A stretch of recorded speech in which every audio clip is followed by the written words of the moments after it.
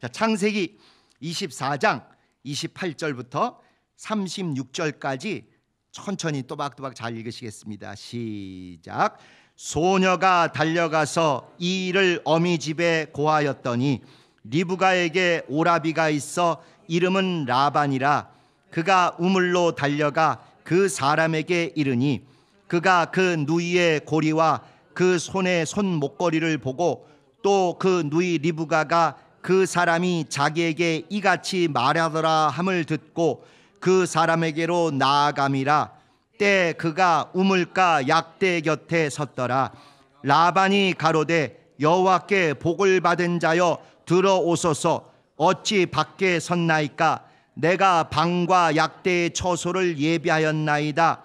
그 사람이 집으로 들어가매 라반이 약대의 짐을 부리고 집과 보리를 약대에게 주고 그 사람의 발과 그 종자의 발 씻을 물을 주고 그 앞에 식물을 베푸니 그 사람이 가로되 내가 내 일을 진술하기 전에는 먹지 아니하겠나이다.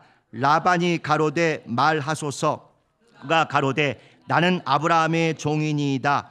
여호와께서 나의 주인에게 크게 복을 주어 창성케 하시되 우양과 은금과 노비와 약대와 나귀를 그에게 주셨고 나의 주인의 부인 사라가 노년에 나의 주인에게 아들을 낳음에 주인이 그 모든 소유를 그 아들에게 주었나이다.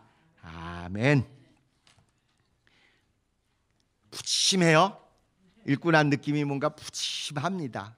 오늘 제목이 재산과 가문과 외모에 반한 결혼. 요즘 이럴 때 젊은 사람들은 뭐라고 표현하면 다 가졌네, 다 가졌어, 이렇게 하네.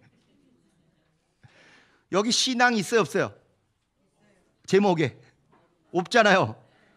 신앙의 결혼. 이래야 이게 교회에서 뭐 성경 공부하는데 맞을 텐데. 제목이 재산과 가문과 외모에 반한 결혼. 이럴 때 반응이 또 뭐예요? 그럼 나도 하겠네, 이렇게 하는 거예요. 그런데 의외로 성경 본문이요 딱 이 얘기를 하고 있습니다.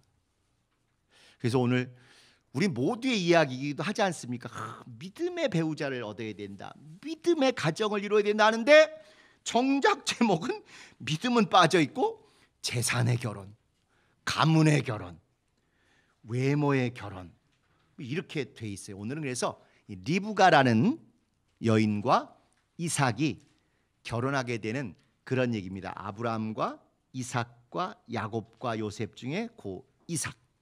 아브라함의 짝은 사라, 이삭의 짝은 리브가, 야곱의 짝은 많지요? 4명, 라헬을 비롯해서 4명.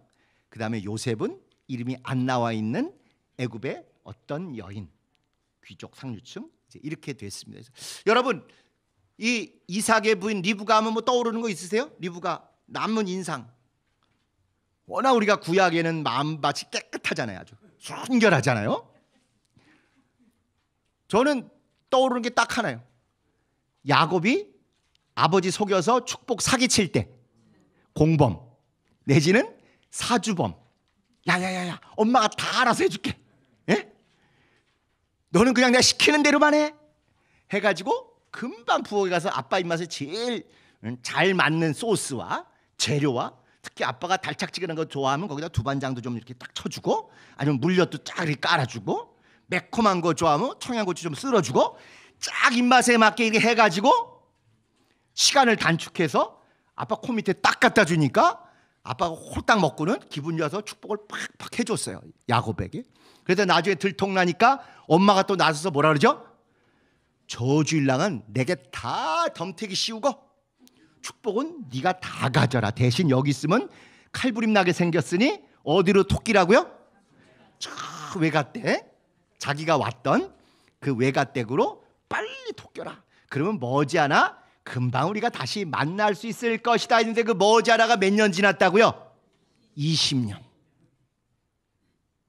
그래서 마마보이 야곱을 데리고 남편을 속여서 등쳐먹고 아들하고 짝짝꿍 했다가 20년 이산가족 했던 그 여인이 그 리브가예요. 그거 이상 기억도 별로 없을 것 같아. 저도 실제 그렇습니다. 그런데 사실은 성경에서 가장 믿음 좋은 여인을 따진다면요, 마리아보다도 더 믿음 최고로 좋은, 진짜 오늘날이 돼도 최고의 스타가 될 만한 사람이 리브가입니다. 너무 우리에게 안 알려져 있어요. 심지어 어떤 사람은 이 구절을 쭉 한 다음에 요 리브가에 대한 책을 쓰고는 책 제목이 아브라함과 이삭과 야곱의 하나님이 아니라, 우린 그렇게 항상 귀에 익었잖아요.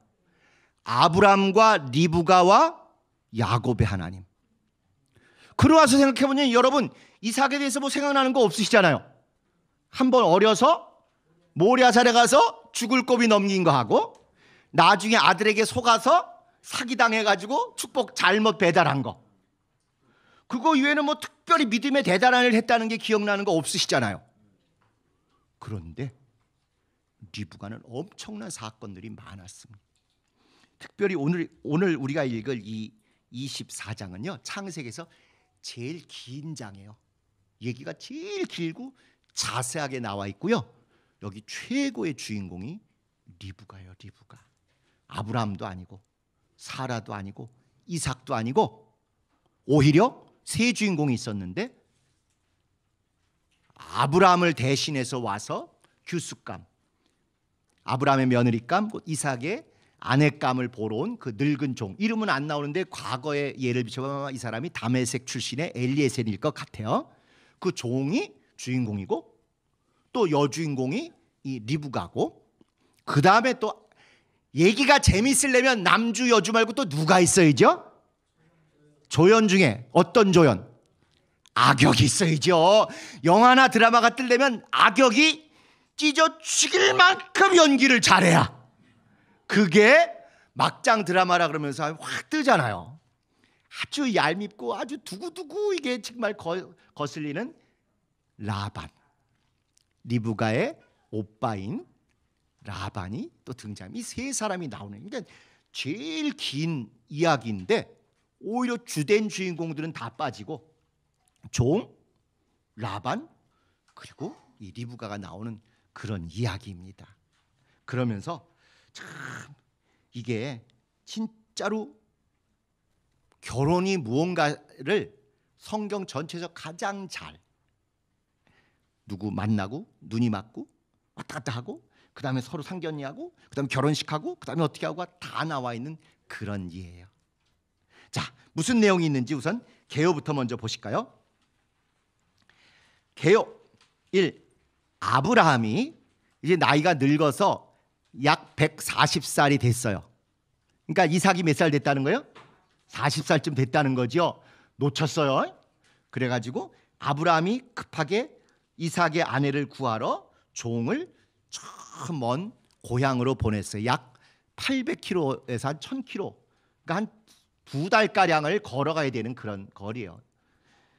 고향으로 보냈습니다. 두 번째, 그랬더니 그 아브라함의 종이 고향에 가서 하나님, 내 우물가에서 기다리면서 기도하는데 하나님, 누군가 나와서 나에게 내가 물 좀 달랄 때 나에게도 물 좀 주지만 내 약대, 낙타들에게도 물을 주는 사람, 그런 아주 맘씨 좋은 교수가 있으면 하나님이 붙여주신 바로 그 짝인 줄 알아보겠습니다 하고 우물가에서 기도하고 기다렸는데 딱 그거 그대로, 고말 고대로 하는 리브가를 만났어요.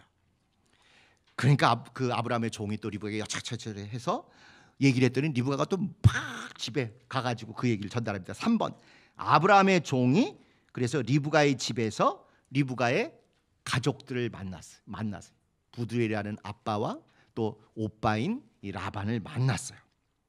그 다음에 4번은 그랬더니 아브라함의 종이 급합니다. 내가 2달 이상 걸쳐서 왔으니까 좀 쉬어야 되겠습니다. 잔치 좀 하죠. 그들도 딸을 금방 보낼 수는 없으니까 한 8일간 좀 있으면서 이랬는데 급합니다. 막 이래가지고 속히 돌아가고자 해요.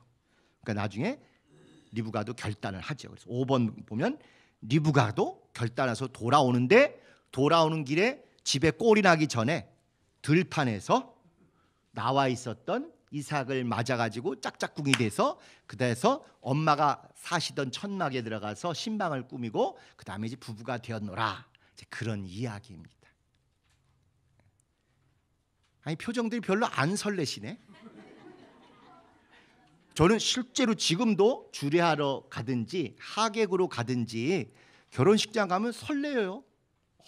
이제 드디어 정말 새 출발을 해서 진짜 잘 살 텐데 우리가 했던 시행착오를 줄이고 알콩달콩 재미나게 믿음과 세상을 다 잘 극복해서 잘 살았으면 좋겠다 하며 또 이런 구절을 읽으면 여전히 짠한데 여러분들은 완전히 득도하신 것 같아요. 초탈하셨는지 눈 하나 깜짝 안 하시네. 설레이셔야 됩니다. 그래야 부활한 시체가 아니라 살아있음을 확인할 수 있는 그런 겁니다.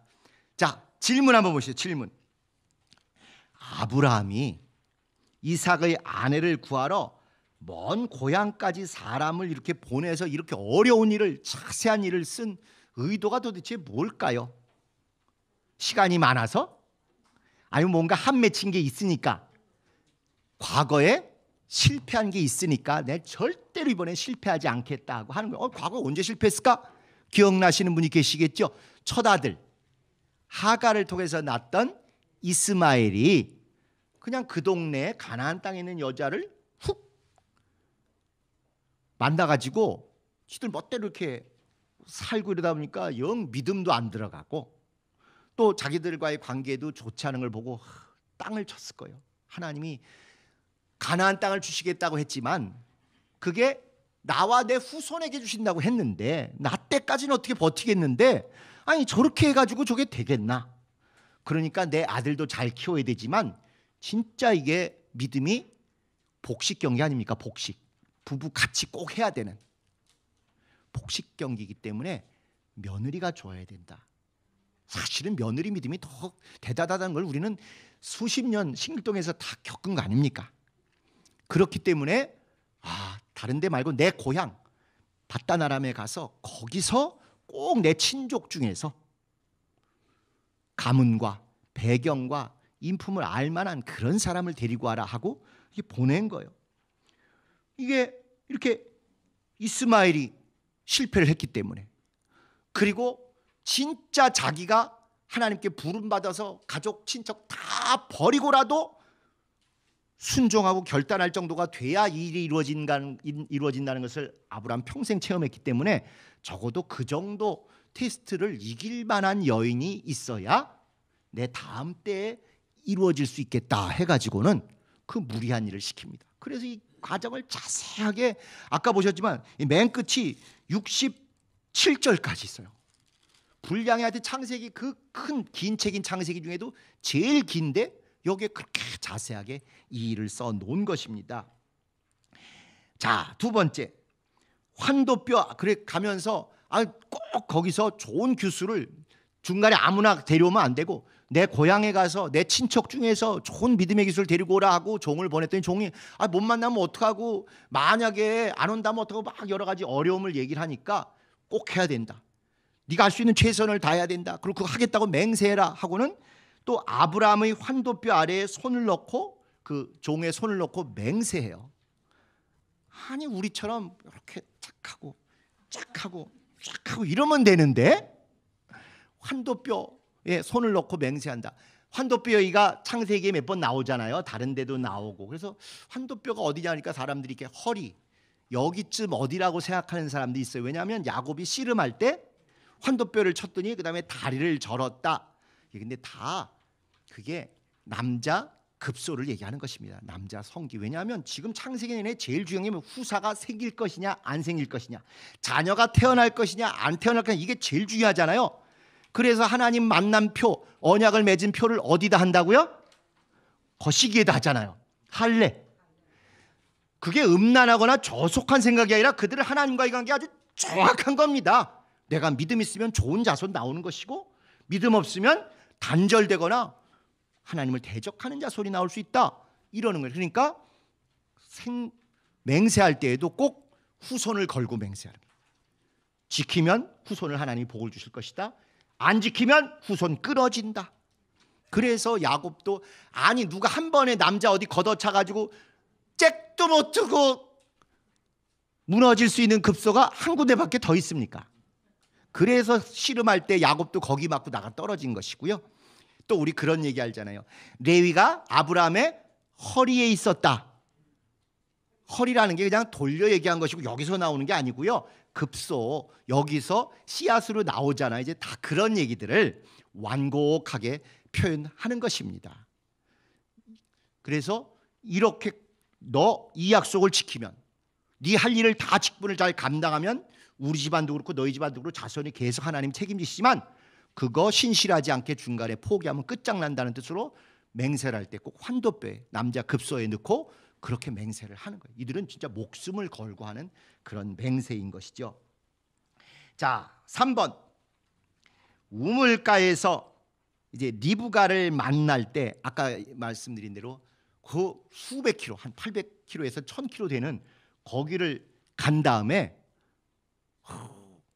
지금 같으면 인터넷으로 찾아보겠지만 그 당시 저녁 나름에 도착을 했는데 어디에 처녀들이 제일 많이 올까? 요 시간에. 그랬더니 물길로 오는 거예요. 우리나라는 우물가도지만 빨래터에 가야 이런 사건 사고가 많이 벌어졌잖아요. 우리는 토속적 옛날 얘기들 보면. 근데 여기는 이제 우물가에 가가지고 거기 기도를 합니다. 무조건 가서 부딪히는 게 하나님이 나를 잘 보내셨고 지금까지 지키셨는데 여기서 하나님이 예비하신 사람을 꼭 만나고 알아보게 해주세요. 내가 어떤 처녀에게건 뭔가 감동이 왔을 때 내가 너무 먼 길 오느라고 목이 마르니 물 좀 주소서 요 말만 하겠나이다. 그런데 만약에 그 처자가 보고서 당신 물은 말할 것도 없거니와 저 약대들도 너무 목이 마를 테니 내가 쟤들 것까지 다 퍼다 드릴게요.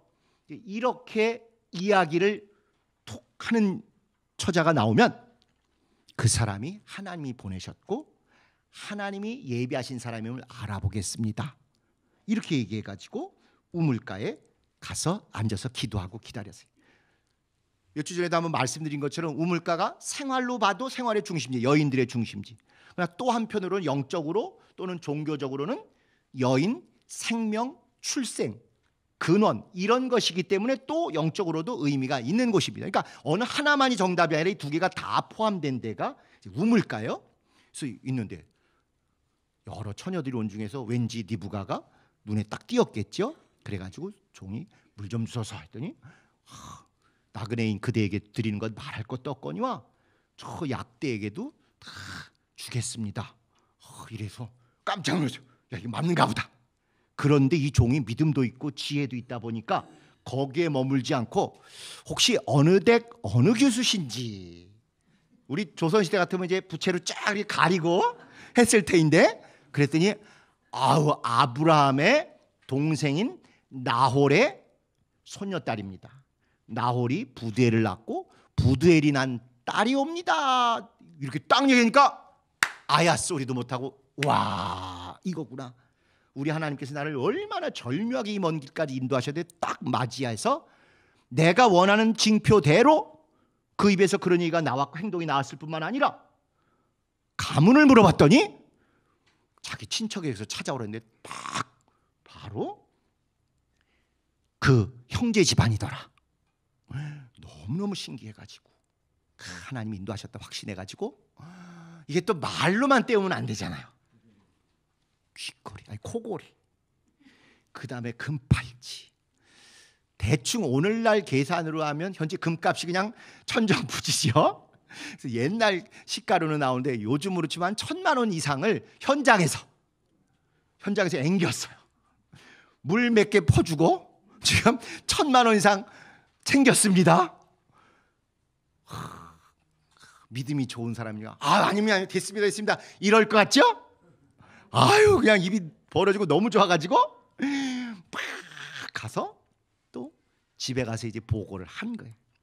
자, 이런 것들이 우물가에서 리브가를 만나서 이렇게 구한 징표. 이게 뭐냐면 하나님이 인도하신 것도 100% 맞아요. 그렇다고 하나님 인도하셨다고 가만히 있고 또는 무슨 점치듯이 이렇게 되는 게 아니라 냉정하게 분석하고 추리해서 어디가 더 역사할 가능성이 있다 이렇게까지 해가지고 요 시간에는 처녀들은 우물에 가서 물 길어다 저녁 식사 준비할 거다, 우물에 가서 기다려야 되겠다, 이런 노력도 한 것입니다. 이적을 구한다고 아무것도 안 하고 기도만 한다고 되는 게 아니라는 거죠. 그리고 난 다음에는 또 그 삶의 근거지에 가서 실제로 표징도 받지만 확인 사살을 한 번 더 하는 거예요. 너 어느 집안이냐? 너 어떤 사람이냐? 이렇게 확인까지. 그래서 이렇게 우물가에서 리브가를 만나고 또 구한 징표가 하나님이 전체를 알파부터 오메가까지 다 역사하신 것도 맞지만 그렇게 되기까지 지혜로운 이 종이 할 수 있는 노력, 지혜, 재치, 꼼꼼함까지 다 했고 하나님이 하셨으니까 됐어가 아니라 확인까지 다 해서 완벽하다. 이렇게 인정하고 오는 것입니다. 저는 처음에 이걸 초기에 성경 잘 모를 청년 때 이렇게 읽고 이게 무슨 징표야 이렇게 쉬운 거를 거기 나 같아도 말이야 물 달라 그러는데 딱 보니까 저 약대들도 목 마를 거 아니에요. 그러니까 약대들도 제가 줄게요. 강아지 요새 끌고 다니시는 분들 반려견들이나 반려묘 끌고 다니는데 잘해야 되잖아요. 개새끼가 뭐 이랬다가는 전도의 문이 닫히잖아요. 그러니까 반려견이나 반려묘한테도 잘해주려고 하잖아요. 우리도 귀엽고 예쁘고 마찬가지로 이게 뭐가 어렵나 이런 생각을 했어요. 진짜 어려운 징표를 구해가지고 그게 이루어지면 하나님이 하셨다 이렇게 인정할 수 있는데 이렇게 쉬운 거. 제가 그때 이거 읽으면서 딱 대학교 학생 때 무슨 사건이 있었냐면요, 제가 겪은 건 아니고 들은 얘기인데 이제 도서관에서 공부하기 싫으니까 그 당시 대학생들에게 다 먹구대학교지 않습니까? 또 세상이 암울하니까 뻑하면 그냥 세상 고민 지가 다 짊어진 것처럼 술 먹고 울분을 터뜨리고 뭐 이러던 시대인데 공부하러 가기 싫은 거죠. 그래서 도서관에서 들어가서 공부도 하기 싫고 강의실 들어가기도 싫고 하니까 이런 얘기를 합니다. 이 동전을 던져가지고 앞이 나오면 강의실 들어가고 뒤가 나오면 식당 가서 밥 먹고 만약에 동전이 딱 서면 그럼 도서관에 들어가서 공부한다 이렇게들 하더라고요. 앞이 나오면 강의실 들어가고 뒤가 나오면 식당 가서 밥 먹고 탁 해서 딱 서면 도서관 가서 공부한다. 공부하기 싫어서 지금 나와 있으니까 탁 했는데 그 모래밭 이렇게 서 있는데 탁 떨어뜨린 게 발딱 섰어요. 그러니까 하는 말이 에이 재수 더럽게 없네 가서 술이나 먹자. 그러고 짐 싸고 술 먹으러 가더라고요. 그러니까 억지죠 억지. 예? 어차피 안 될 거에 승부를 걸고 또 그게 되니까 또 핑계를 내서 딴짓하고 제가 이걸 보면서 그때 생각이 나는데 아니 이렇게 쉬운 거 가지고 무슨 하나님이 하셨다고 그럴까 했는데 쉬운 게 아니에요. 우리식으로 보면 우리나라 우물은 평지에 있잖아요. 다 두레박으로 몇 번 이렇게 하면 올라오죠. 여기 우물들은 물이 귀한 데라 다 저 밑에 있어요. 베데스다 연못가에 들어가는데 어렵다는 얘기 기억하시죠? 대개 땅에서부터 물 있는 데까지 한 5m에서 10m 이상 내려가는 데가 많아요. 실로암 연못도 그렇고. 그러니까 이 종에게 먹일 물을 위해서도 한번 내려갔다 와서 내리막길, 오르막길 그리고 이거 물 깃는 거 들고 올라오기도 쉽지 않은데 약대, 낙타 조금 먹을까요? 많이 먹을까요? 엄청 많이 물탱크입니다. 아시잖아요. 왜 개들이 사막을 안 죽고 가요? 그 혹 안에 몸 안에 물을 잔뜩 그게 다 물탱크 아닙니까? 그 사람이 먹을 거에 한 10배는 먹는 거예요. 그걸 10마리니 몇 번을 오르락내락 하겠어요. 당장 목만 축인 거다 하더라도 개들이 줄 서서 나 먹을 만큼만 먹고 다음 낙대 이랬겠어요. 그냥 서로 코박고 막 먹었겠지.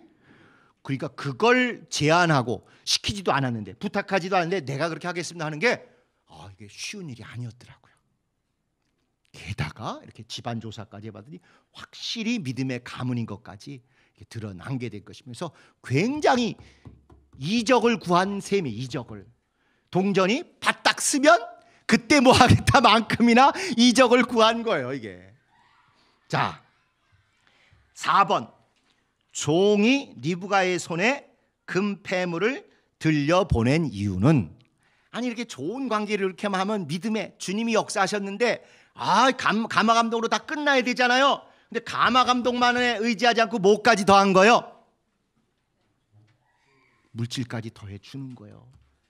호의와 호감뿐만 아니라 감화 감동만 아니라 이렇게 직접 섬기고 직접 사랑을 베풀고 뿐만 아니라 가서 유혹하고 현혹하고 낚일 수도 있게 이런 일을 하는 거예요. 이게 불의하거나 무슨 뇌물로 나쁜 짓을 하는 거는 성경이 금하고 있죠. 근데 그 마음을 얻으려고, 그 집안의 어른들의 마음을 얻으려고 분명히 하나님이 인도하셨다는 걸 알면서도, 하나님이 인도하셨으니까 안 그래도 돼, 다 역사하실 거야, 그 사람들도 다 감동하실 거야. 과거 아마 우리 같았으면 이랬을걸요. 그런데 성경을 읽는 그대로 보면 그건 그거대로 유효하지만 동시에 내가 할 수 있는 이런 노력도 해서 그 어르신들도, 집안 어른들도 감동되도록 이렇게 들려보냅니다. 자, 그랬더니 5번 이렇게 하나님이 여기까지 산적 만나지 않고 길 헤매지 않고 형통하게 이끌어 주셔서 1번. 2번 순적히 만난다, 이런 표현 아시죠? 순적히 만나게 됐어요. 아야 소리 못하게 딱 외길에서 만나듯 만났어요. 그리고 정확하게 그 입에서 표징도 나왔고 가문도 얘기한 걸 보니까 딱 맞았어요. 형통한 길, 순적히 만남, 그 다음에 정확한 표징, 이게 다 딱 떨어진 케이스인데 이 세 개가 다 맞아떨어지지 않고 한 개만 맞아떨어지는 일들이 우리 주변에 많이 있잖아요. 이건 하나님의 인도하심일까요? 아닐까요?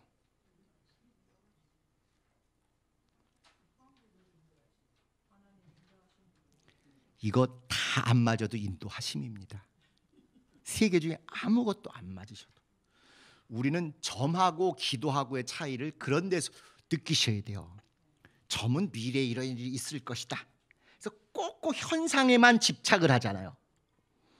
기도는 미래 어떤 것을 고정시켜 놓고 꼭 그거 달라고 이렇게 떼쓰는 게 아니고 하나님과 계속 교제하면서 내 범사를 인도하시도록 그렇게 맡기는 거예요. 그래서 내가 기대한 이 세 가지, 또는 뭐 어떤 분은 결혼 기도할 때 100가지 기도했는데 다 응답됐다. 잘 믿기지도 않지만 어쨌든 그렇다고 치십시다. 그럼 행복하냐? 아닌 것 같아요. 그 중에 한두 가지가 맞았고 나머지가 안 맞았다 할지라도 기도하면서 합력하여 선을 이루신 하나님께 계속 대화하고 하면 기도의 내용의 핵심이 아니라 기도한 자와의 관계 때문에 여호와 이레를 반드시 만나게 해주시는 것입니다. 점은 그 찍어놨던 현상하고 맞아떨어져야지만 된다고 생각하는데 기도는 100가지 기도했는데 하나도 안 맞았어도 하나님이 역사하셔 만나게 하실 일이 비일비재한 거예요. 이 경우는 모든 게 완벽하게 다 맞아떨어진 성경의 유일하고 제일 중요한 일이죠. 하나님의 형통하신 인도, 사람과의 순적한 만남, 그리고 또 외형적으로 확실한 이런 정확한 표징, 다 맞아떨어지지만 이 중에 하나만 맞아도, 과거에 처음에 시작할 기도하고는 일치하지 않아도 지나가 보면 아, 그래서 하나님이 그렇게 인도하신 거구나, 그래서 내가 기도한 것과 달리 이렇게 됐구나를 나중에서야 우리가 느낀다니까요. 지난 7년의 삶이 생각했던 대로 보면 훨씬 쉽게 훨씬 더 분명하게 왔을 것 같은데 이게 오면서 아, 우리가 변화될 게 진짜 많구나. 그거 아니었으면 우리가 괜히 처음에 초반에 잘 됐다고 교만해서 또 어땠을까 뭐 온갖 생각이 들기도 하고.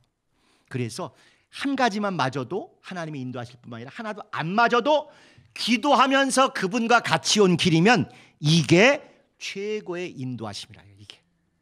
그래서 세 가지 단어를 항상 같이 세트로 이해하셔야 돼요. 임마누엘, 나와 함께 하신다. 구약은 할례를 통해서 아직 몸에 함께하는 징표가 있었고 신약은 성령이 내주하셔서 함께하시잖아요. 그래서 임마누엘, 함께하시기 때문에 예배당이 아니라 저기도 계셨고 여기도 계셨다. 그거를 거기 하나님이 계신다는 성경 표현이 여호와 샴마입니다. 샴마가 거기란 뜻이야.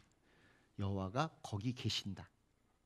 세 번째가 그래서 나에게 합당하게 예배하신다. 여호와 이레. 이 세 가지가 삼위일체처럼 우리 믿음에 또 이 아브라함 이야기에 인도하심을 체험한 하나님의 아주 중요한 세 가지 요소, 삼박자입니다. 임마누엘, 나 항상 함께 하신다. 그래서 거기도 계신다 여호와 샴마. 그래서 거기서 가장 내게 합당한 것을 예비하신다 여호와 이레. 임마누엘 여호와 샴마 여호와 이레. 그래서 결국 정답은 합력하여 선을 이루셨다. 이 고백이 현상보다 점하는 것보다 더 중요한, 계속 그분께 기도를 아뢰면서 이걸 주세요, 괜찮아요, 이걸 주세요, 이거 해주세요, 이렇게 되길 원합니다 해고 전적으로 의지하는 가운데 그분이 일하시고 그분이 변화시키시고 그분이 수정하시는 걸 아멘하고 분별하며 따라가시면 됩니다. 자, 6번 아브라함의 종이 한 언행이. 자, 그런데 이게 사람마다 유난히 그 표적을 안 보면 진짜 시험을 들거나 믿음 못 갈 것 같은 사람은 또 그런 잘 보는 사람이 있어요. 그렇지 않은 분들은 믿음이 진짜 순전하고 다 믿는 사람은 그런 거 없이도 쭉쭉쭉쭉 잘 인도하십니다. 여기 세 사람의 믿음 얘기했지만 믿음 중에 아까 세 주인공 얘기했잖아요. 아브라함의 종은 평생 아브라함을 모시고 살면서 본인도 체험했고 아브라함도 봤고, 아 정말 하나님이 살아계시고, 자기는 이방인이에요. 요즘으로 치면 시리아 출신이에요. 다마스커스 다메섹이라는. 그런데 유대인 아브라함을 보면서 그 아브라함의 하나님을 자기 하나님으로 영접할 정도로 확실히 자기 체험이 있어요. 반면에 이 리브가는 신랑 깜찍 봤어요 안 봤어요? 안 데리고 왔어. 못 봤어요. 이 사람 말만 듣고 믿었어요. 이 사람 얘기가 자기가 이러이러한 기도했는데 네가 그런 말 했으면 우리가 한 여호와 이레로 만난 거다. 또 집안 이런 거 보니까 확실하다. 이 얘기인데 아이 뻥이요 이래도 되잖아요. 물건을 봐야죠, 물건을. 에? 아니 뭔가 하자가 있거나, 우리나라로 치면 뭐 그냥 하여튼 보지 않으면, 외모를 만족하지 않으면 요즘 젊은 분들이 이렇게 잘 선택을 안 하시더라고요. 아니면 외모를 다 용서할 만큼 많이 있든가. 근데 일단 많이는 있는 것 같아. 근데 지금 현물을 안 봤어요. 본인을 안 봤어. 그럼에도 불구하고 리브가는 계속 말을 믿어요. 문제는 이제 라반입니다. 라반은 어떤 사람이냐? 본 물질만 믿어요. 라반은 절대 추상적인 거 용납 안 해요. 손에 딱 보여야 돼.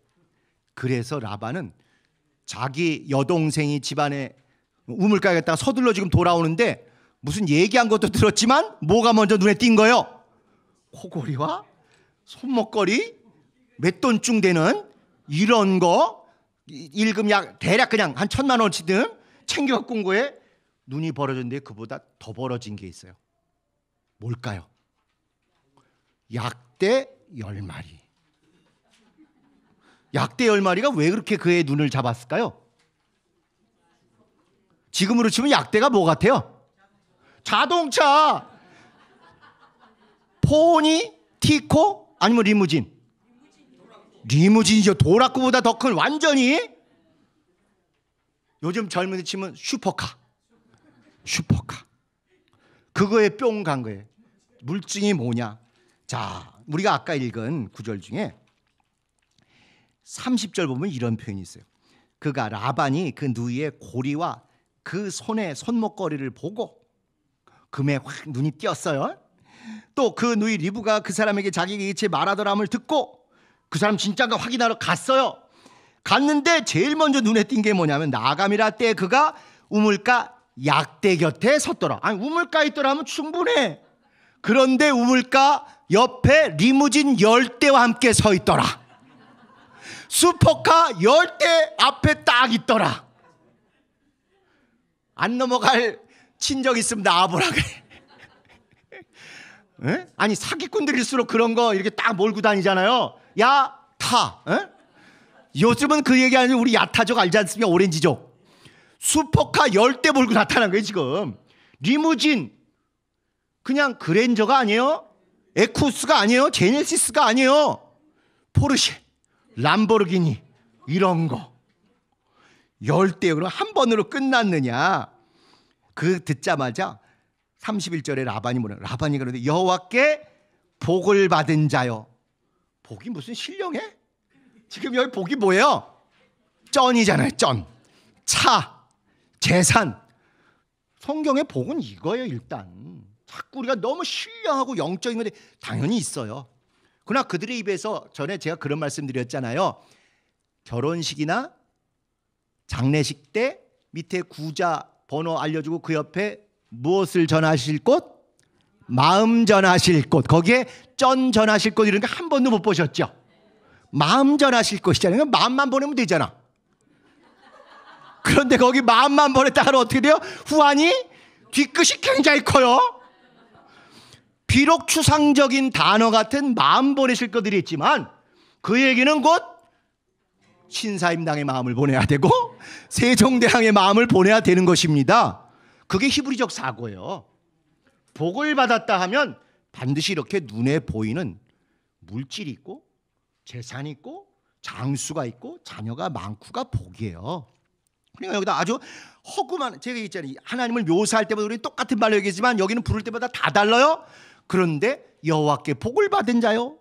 세상 같으면 어우 대박난 자요 이래야 되는데 여호와께 복을 받은 자요. 왜? 차가 열대니까. 아니 그냥 봉고만 열대여도 무슨 운수업인데 리무진, 슈퍼카 열대요. 그러고 나서는 참 뭐라고 하는가 보세요. 여호와께 복을 받은 자요 집에 들어오소서 어찌 밖에 섰나이까. 내가 방과 약대의 처소를 예비하였나이다. 아니 내가 당신이 묵을 방을 예비하였나면 충분해. 그러면 주인이 오면 당연히 소유자도 꼭 찍어서 혹시라도 다른 데로 갈까봐 약대를 위해서도 처소를 예비하였나이다. 두 번쯤 이랬으면 아, 저 사람의 중심은 눈은 어디 꽂혀 있구나 알지요. 두 번 해갖고 성이 차겠어요? 한 번 더 해야지 3세판. 그 사람이 집으로 들어가며 라반이 약대의 짐을 풀이고 집과 보리를 약대에게 먼저 줘. 사람이 먼저죠. 약대가 먼저요. 이 사람은 약대에게 주고 그 사람의 그 다음에 발 씻을 물, 그 사람의 발과 그 종자의 발 씻을 물을 주고 그 앞에 식물을 베푸니. 무조건 그 소유주보다 지금 자동차에 눈 돌아가가지고 슈퍼카에 눈 돌아가서 거기에만 관심이 있는 거예요. 라반이 믿음이 아주 없다고 할 수는 없겠지만 이 사람의 믿음은 그냥 쩐을 통해서 드러나는 믿음, 재물을 통해서 눈에 보이는 것으로 확증된 믿음의 정직한 사람이에요. 교회 와도 정말 주 예수 그리스도의 보혈과 그 영광을 바라보며 본원적인 이런 믿음이 가진 사람이 있는가 하면 예수 믿었더니 복받고 잘됐다, 대박났다, 내 집 마련했다, 취직됐다, 이게 틀리는 건 아니지만 그게 더 주가 되고 거기에 더 모든 것을 거는 사람도 있지요. 이렇게 사람마다 하나님과의 관계가 케이스 바이 케이스로 사람마다 다른 것입니다. 라반은 끝까지 정직해요. 나중에 야곱이 또 거기 왔을 때 얼마나 등쳐먹고 얼마나 아주 재물에 가서 짠돌인지 아시죠? 네. 하나님이 짠 소금이 되랄 때 이런 짠돌이 되라는 건 아니죠. 그렇게 사람마다 믿음의 양상이 다 다르다. 고치긴 해야 되겠지만 또 그걸 부정할 수는 없는 사람들의 이런 다양한 면이 있다는 걸 우리가 좀 인정하셔야 됩니다. 자, 6절 보시면 아브라함의 종이 한 언행이 똑같은 긴 얘기를 계속해요. 아주 두 번이나 이렇게 다 자세하게 나온 것은 무엇이냐. 간단하게 얘기하면 앞에 리브가를 만나서 한 얘기는 아브라함과 있었던 얘기를 그대로 보고하는 얘기지만 이제 리브가의 집에 와서 가족들한테는 자기가 증인이다. 과거에는 아브라함과 자기 사이에 있었던 얘기를 증거했지만 내가 직접 우물가에서 오늘 경험했다. 하나님이 나를 인도하셔서 확실히 이런 일이 벌어졌다. 이건 진짜 하나님의 역사다 라는 것을 간증을 섞어서 똑같은 얘기 구구절절히 또 하는 얘기. 저기서부터 내가 몇백 킬로 와서 지금 숨가쁘게서 이렇게 만났다는 얘기를 하는 거예요. 그러니까 힘이 있는 거죠. 남의 얘기를 그냥 전한 거하고 누가 이렇게 예수 믿었더니 이렇게 됐다 이거하고 자기가 직접 체험해서 나도 이런 일 했더니 내가 이런 것이 증인이다. 이제 너도 그렇게 될 거다. 얘기를 해서 그들이 다 감동을 받았어요. 그리고 나서 이제 급하게 좀 먹고 쉬고 좀 여독을 풀고 우리도 이제 헤어질 준비하고 그러고 나서 가자. 그런데 이 사명이 급하니까 바로 가겠다고 그 다음 날 저녁에 와서 저녁도 먹지 않고 이렇게 쫙 긴 얘기를 하고 다 한 다음에 그 다음날 아침 일찍 또 떠나려고 준비를 하는 거예요. 그러니까 당황해가지고, 왜냐하면 얼핏 이별도 섭섭하지요. 지금 딸이 수백 킬로 떨어진 데로 시집 가는데 플러스 알파 챙길 걸 좀 더 챙겨야 되는데, 요거만 챙기고 저 약대라도 두고 가게 하고 뭐 이런 생각이 다 드는 것이죠. 그 라반은 아마 그런 생각이 충분히 있었을 거예요. 그래서 자기 말로 그거 다 못하니까 곤란할 때는 사람들이 아브라함 놓고 항상 남에게 떠맡기잖아요. 쟤한테 물어보자고, 쟤한테 물어보자고.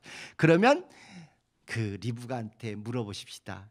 자기들 생각에는 자기들의 의사표를 이렇게 했으니까 효심이 지극하고 아주 싹싹한 리브가가 자기들의 그 눈치를 알아채서, 그럼요, 한 일주일만 더 머물고 그때 떠나지, 어차피 늦은 건데, 이렇게 할 줄 알았는데 리브가 믿음이 보통이 아니에요.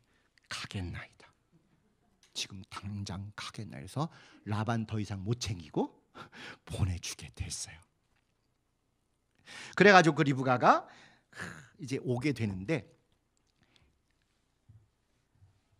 종과 함께 그것도 수백 킬로 길을 돌아오는데 집 가까이 오는데 보니까 저기 들판에 어떤 남자가 나와 있는 거예요. 아니, 우린 지금까지 이삭 얘기 한 번도 안 했지만 이삭 입장 한번 돼봐요. 자기 규숙감 구한다고 떠난 지 지금 2달 됐어요. 왕복해서 지금 넉 달 됐어요. 매일 뭐 했겠어요? 카톡도 안 되고 광야에 나가가지고 동네 제일 어귀에 나와서, 아니면 지대 높은 데, 나름 높은 데 가가지고 오나 안 오나 맨날 보고 있었겠죠. 드디어 오네. 와요. 또 리브가도 약대 타고 오다가, 약대는 보통보다 좀 높으니까 보다가 저기 웬 낯선 남자가 막 이렇게 하는 거 보니까 묻는 거예요. 이게 종에게 야? 하니까 해가지고 그 사람인 줄 알고 자기도 이제 딱 이게 면발을 가리는 것입니다. 이거 뭐라 그러지 이거? 마스크 말고 좀 우아하게 영어로 면박, 이거 면사포도 그렇죠. 이렇게 쫙, 인도 같으면 살이 이렇게 쫙 가리고, 그러고 와서 이제 만나서 그때 처음 얼굴 본 거예요. 그때 이미 다 봐놓고서 멀리서부터 또 가까이 와서 이것도 가려. 그리고 둘이 짝짝꿍돼서 엄마 장막에 들어갔다. 이제 이런 얘기로 끝나는데, 이게 참 뭐냐면, 아브라함이 이삭 데리고 가서 모리아에서 한번 사고 대형 쳤잖아요. 그 다음에 사라도 같이 안 사는 것처럼 다른 지명에 있는 얘기가 나오고, 이 이삭도 여기 부엘라헤로이라든가 다른 데 남방에 있는 얘기가, 이게 전부 모리아산 쪽이겠어요? 반대쪽이겠어요? 원래 살던 데로부터 반대예요. 모리아산은 북쪽이고 지금 여기 헤매고 기다리고 있는 곳은 남쪽이에요. 원래 리브가 오는 쪽은 저 북쪽에서 와요. 그럼 그쪽으로 더 가서 있을 법한데도 도저히 아빠하고 다시 같이 살고 있기가 좀 부담되니까 슬그머니 이렇게 엄마 있는 쪽으로 와서 축치고 있는, 그러면서도 괴로운 거죠. 왜 빨리 안 오나, 빨리 와야 되네. 그러니까 하나님이 어디서 역사하실까? 하나님 만났다는 장소인데, 맞아, 형 이스마엘하고 하갈하고 도망갔다가 하나님 만난 데가 있다더라. 그게 부엘 라헤로이라는 데라더라. 그래, 거기 가면 하나님이 있겠다고 거기 와 있는 거예요. 뿐만 아니라 그들이 남방에서 계속 헤매고 있으니까 자기도 그쪽에서 기다리면서 부인 오기만을 이렇게 기다렸다가, 그 다음에 짝 부인 오니까 데리고 아버지 집에 간 게 아니라 어머니 집에 싹 들어가서 거기서 신방을 차리고, 이제 이런 것들이 인간적으로 이렇게 이해가 돼요.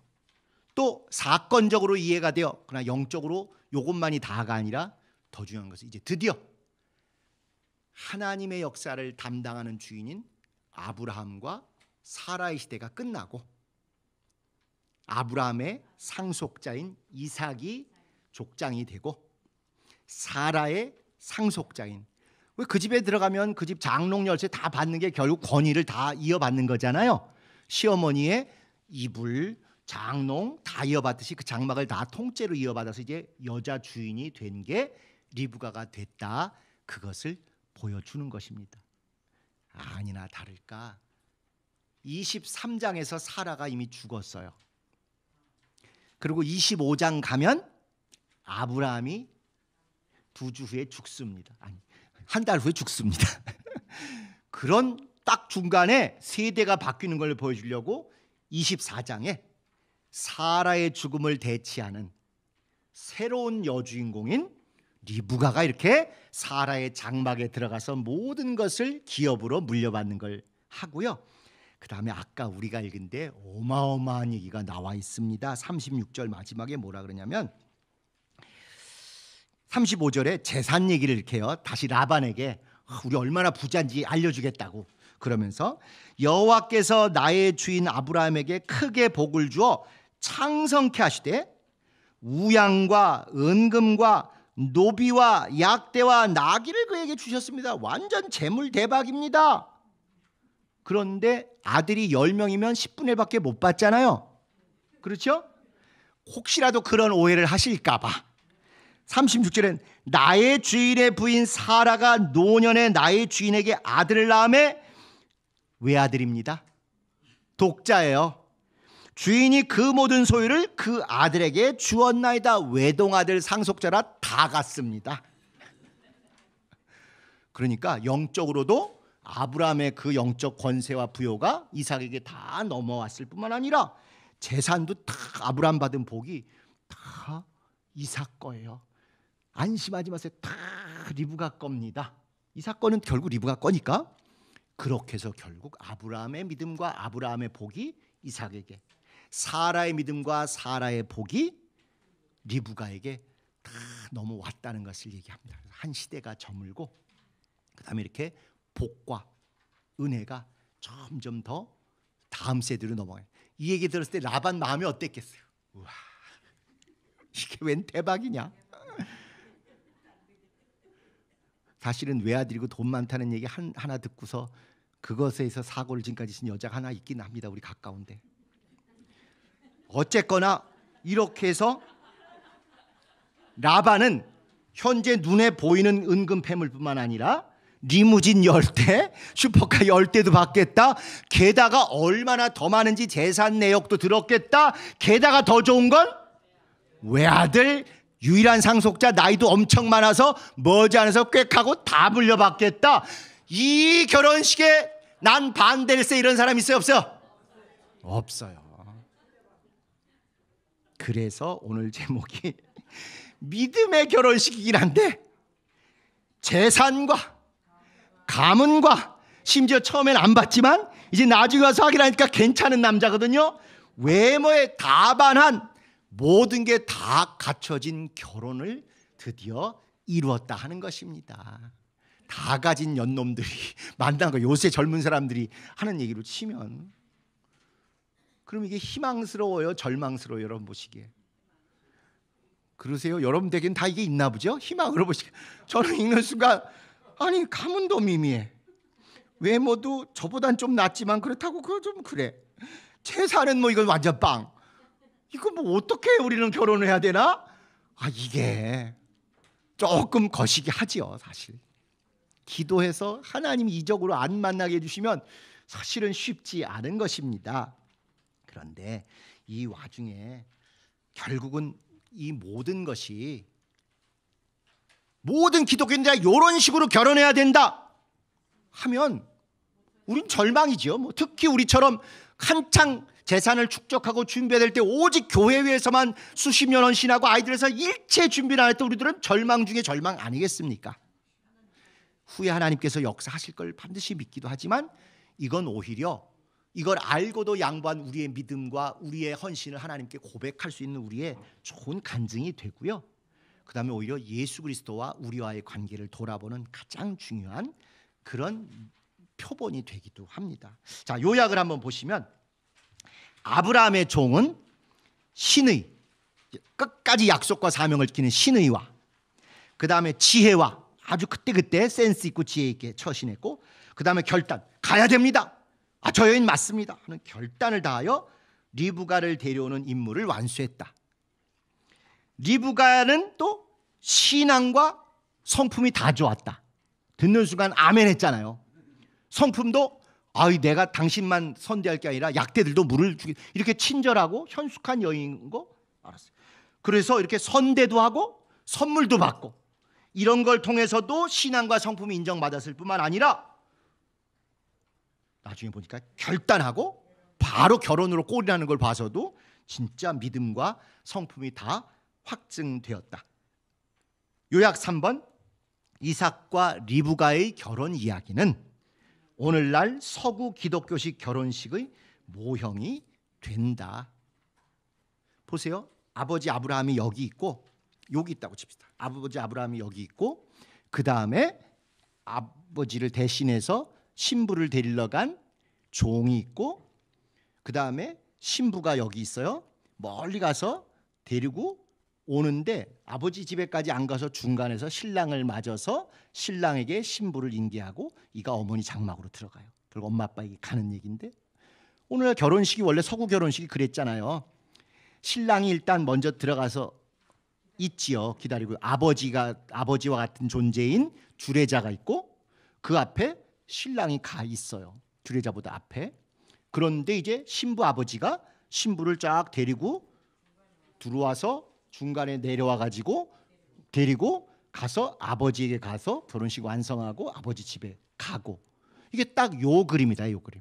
그러니까 하나님, 성부 하나님과 아브라함, 그 다음에 성령 하나님이 내려오셔서 규숙감을 데리고 가듯 교회를 보양하고 들려 올라가시는 성령 하나님의 역사, 그리고 중간에 이제 와서 그 규수를 만나 가지고 같이 짝을 데리고 아버지 집에 또는 어머니 장막에 들어가는 그런 성자 예수와 또는 이삭의 모형, 이런 그림이 그대로 이루어지는 것입니다. 이게 신부된 교회, 또는 여기서는 리브가 우리 신부된 교회, 그리고 일반 계식장에서 이제 신부가. 근데 이게 이제 기독교적인 사고 방식이고, 딱 요 창세기 24장인데 이걸 모르니까 이건 그냥 서양식인 줄 알고 절에 다니시는 분들도 이렇게 하고 교회 안 다니시는 분들도 이렇게 하는데, 그건 조금 이걸 그렇게 하셨으니까 그거에 맞게 교회에 좀 오셨으면 좋겠어요. 근데 요새 이제 그것도 다 깨버리고 완전히 그냥 결혼식이 좋은 의미의, 옛날은 너무 또 경건하고 엄숙해서 문제이긴 했지만 그래도 이런 영적 의미까지 이해하고 깔고 한 반면에 요새는 너무 그냥 잔치고 막 그냥 어르신들이 조금 덜 마음에 들어 하시는 그런 면도 많이 있죠. 너무 가문가문한 것도 문제지만 또 너무 우리들 하는 것도 좀 문제가 있는 것 같긴 해요.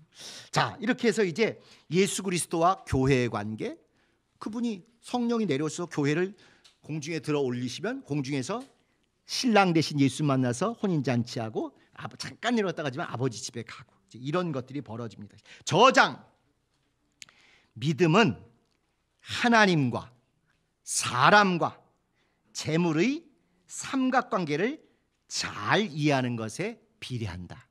이거 다 알아야 된다 이게요. 하나님만 알으면 되는 게 아니라 사람의 속성도 알아야 되고 재물의 속성도 알아야 되는데, 그동안 우리는 너무 그런 것에 소홀히 하다 보니까 부자가 안 됐다 이 차원이 아니라 재물을 너무 업수히 여긴 면이 있는 거예요. 재물을. 그래서 여기는 보면 하나님을 부르는 명칭이 하늘의 하나님이라는 말이 나와요. 하늘의 하나님. 그게 뭐냐면 이 땅에서 이루어지는 모든 범사를 다 주관하신다, 이런 뜻을 포함하는 거예요. 하늘과 땅의 하나님. 그러니까 내가 노력해서 이 땅에 살면서 직장생활하건 사회생활하건 가정생활하건 모든 것에 일거수일투족에도 하나님이 다 개입하신다. 그러니까 그분의 인도하심도 기대해야 되지만 내가 노력도 해야 되고 상황에 따라서 바뀌는 것에 대해서 잘 지혜롭게 임기응변과 센스 있게 해야 된다. 그런 얘기들을 이 장을 통해서 말씀하고 있는 것이죠. 2번, 믿음의 인간관계는 때때로 이렇게 재산도 또 가문도 그리고 외모도 영향을 받는다. 특히 개인의 성품 문제를 절대 초월하면 안 돼. 믿음 좋다고 교회에서 방방 뜬다고 해서 믿음 좋은 게 아니고 그 믿음이 이 안에까지를 변화시켜서 기본적인 인성이 되어야 되는 것이지, 그냥 겉으로 드러난 믿음만 가지고 했다가 우리가 안타깝고 불행한 사례들을 너무너무 많이 봤죠. 심지어 교만한 목회자들이 내가 볼 때 둘이 어울리니까 둘이 결혼해 강제로 이렇게 했다가 찢어지고 헤어지고 아픔을 겪은 사람들 손해배상이라도 해야 되는 거예요. 사실 그런 정도로 너무 우리가 성경을 모르고 권위가 있다, 영감 있다는 말로 굉장히 폭력을 행사한 것과 마찬가지입니다. 이렇게 가장 믿음이 있는 이 얘기에도 역시 성품의 얘기가 나오고 가문의 얘기가 나오고 또 재산의 얘기가 나와요. 근데 문제는 또 이걸 다 바래. 그러면 어떻게 해야 돼요? 끝까지 혼자 지내셔야죠. 이렇게 보면 믿음만 봐요. 믿음만 본다 그러는데 결국 슬금슬금 털어놓는 거 보면 그래도 외모는 175 이상은 좀 돼줘야 되고 아파트는 한 채 있어야 되는 거 아니에요? 부터 시작해가지고 그래도 대학은 인서울은 나와야 좀 어울릴 것 같은데요. 2세를 위해서도 이거 다 하면 제가 볼 때 남자가 예를 들면 남자가 믿음 하나 갖기도 어마어마하게 어려운데 믿음도 갖고 이것도 다 가져? 이 도둑놈 신보 같아. 또 남자가 여자 구하는 것도 마찬가지예요. 현숙하게 정말 나만 바라고 열심히 해도 살만한 건데 거기다가 또 뭐 외모에서부터 시작해가지고 처가가 어때야 되고 이거 다 하면 그러면 네가 왕자냐? 공주를 기다리려면 내가 왕자여야 공주를 부르죠. 백마탄 왕자를 만나려면 내가 최소한 과거의 공주였는데 지금 핍박받아서 나와 있는 아슬아슬한 공주라도 돼야 되는데 자기는 공주 아니면서 왕자를 초청해. 그게 안 되는 것 같아요. 그래서 진짜 저는 계속 수십 년째 얘기하는 건 딱 하나만, 믿음 보지 말고 성품만 보라 그럽니다. 믿음은 변화될 수 있어요. 교회가 도와줄 수 있고 어쨌건 간사하지 않고 약속한 대로 교회 다니겠다고 하는 그런 사람이라면 와서 변화되고 은혜 받습니다. 그런데 여러분 겪어보셨죠? 성품? 성령으로 변화되어야 되는데 됩니까? 참 안 되죠. 그러니까 성품을 봐서, 그 성품은 단순히 거짓말하고 착하고 꼬다는 보리자루 이거 아닌 거 아시죠? 아까 리브가 나왔지만 결단도 하고 정말 센스도 있고 임기응변도 할 줄 알고 무엇보다도 부지런하고 책임감이 있어요. 최소한 사회생활에 대해서 사기꾼이나 게으름이나 백수같이 살면 안 되잖아요. 이거는 결혼이라는 게 나 혼자 사는 게 아니라 이제부터 가정을 책임지는 남자가 됐건 여자가 됐건, 그러니까 그런 의미의 책임감이 있는 성품을 보고 짝을 정하시면 그 다음에 믿음과 나머지 것들은 하나님이 챙겨주신다고 저는 그렇게 개인적으로 생각합니다. 그래서 젊은이들하고 기관을 같이 할 때도 기어로는 신앙 보지 마시고 성품 보고 하세요. 최소한 사회생활을 건전하게 정상적으로 하는 사람, 그런 사람을 정하세요. 나머지는 우리가 돕겠습니다. 돈은 못 돕지만 신앙은 도울 테니까 그렇게 사회생활하는 사람 하십시오. 이렇게 계속 개인적으로는 그렇게 생각합니다. 자, 마무리를 하겠습니다. 이 리브가는 너 떠나겠냐 할 때 한마디로 떠나겠습니다. 아브라함이 했던 얘기예요. 본토 친척 아비 다 떠나라 했는데 한마디로 오케이 아멘입니다 하고 온 것처럼 남자 아브라함이 있다면 여자 리브가가 최고의 믿음의 사람입니다. 비록 부부로서는 아브라함과 사라, 이삭과 리브가이지만 실제 믿음의 순도로 보면 아브라함과 리브가예요. 그래서 이 리브가가 여기도 보면 우리가 읽은 그 다음에 이런 구절이 나옵니다. 그들이 이제 축복하면서 이 리브가를 보낼 때 뭐라 그러냐면요, 60절에 우리 누이여 너는 천만인의 어미가 될지어다 내 씨로 원수의 성문을 얻게 할지어다. 대적의 문으로 앞에서 뭔가 들어본 거 있으시죠? 아브라함에게 주신 약속을 리브가에게 주셨어요. 이삭에게 안 주셨어. 리브가가 믿음의 핵심인 것입니다. 그래서 결단력과 주체성이 있고 그때그때 해야 할 바를 단호하게 딱딱 알고 센스 있게 이렇게 하는 게 자세히 나와 있죠.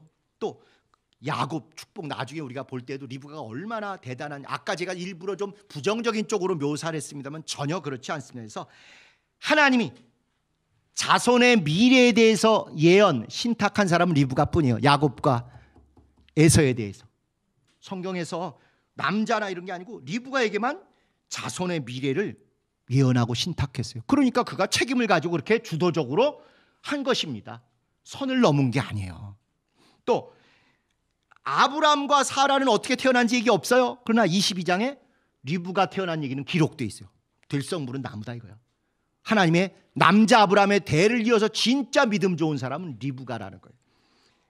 그 다음에 24장 전체를 통해서 겨우 리브가가 진짜 여주인, 여족장이 될 만한 그런 인물이라는 걸 적나라하게 다 얘기를 하고 있고, 이렇게 떠나라 가겠나이다 이런 아브라함에게 주셨던 사명과 똑같은 사명도 받고 있고, 그 다음에 나중에 애 안 생겼다가 둘 생기고 막 고통 싸우고 그럴 때 성경에서 가장 첫 번째로 하나님께 직접 하나님 어떤 일입니까? 왜 이럽니까? 물은 사람이 리브가예요. 우리 생각에는 앞에 뭐 믿음 좋은 사람 많이 그랬을 것 같죠. 리브가만 문제가 생겨서 하나님께 직접 가서 물은 그런 사람입니다. 그리고 순간순간 위기 때마다 대응 능력, 순발력, 결단력 이런 걸 가지고 진짜 믿음 있고 현숙하며 지혜 있고 총명하며 결단력 있고 믿음과 생활, 성격과 모든 환경까지 다 지배한 최고의 믿음의 인물이 리브가입니다. 그래서 언제 시간이 되면 한번 리브가 부흥회를 한번 하려고 해요. 오늘은 대충 이런 얘기만 했지만 가장 성경에서 우리에게 알려지지 않은 최고의 믿음의 용사가 남자는 아브라함이라면 여자는 그것을 오히려 능가하는 리브가라는 거, 오늘 이걸 꼭 들으시고, 사실은 여러분은 알게 모르게 이미 그와 비슷한 길들, 특히 우리 여자분들은 성락교를 통해서 수십 년간 오신 분들입니다. 나의 이야기가 많이 겹쳐있는 이야기라 여기셔서 한번 우리 기회될 때 리브가의 믿음이 우리 다음 세대의 아이들에게도 전달되도록 그렇게 했으면 참 좋겠습니다. 우리 주님 가르치신 기도하시고 마치도록 하겠습니다.